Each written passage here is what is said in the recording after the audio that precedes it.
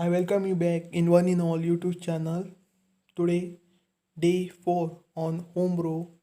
Today, I will give exercise or practice exercise, that is second practice exercise on home row. You have to type the above given paragraph, that is starting from ALDHF to KDSLA for at least 35 times.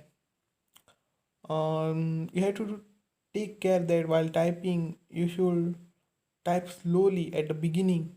You can increase your speed of typing later, but at the beginning you should type it slowly.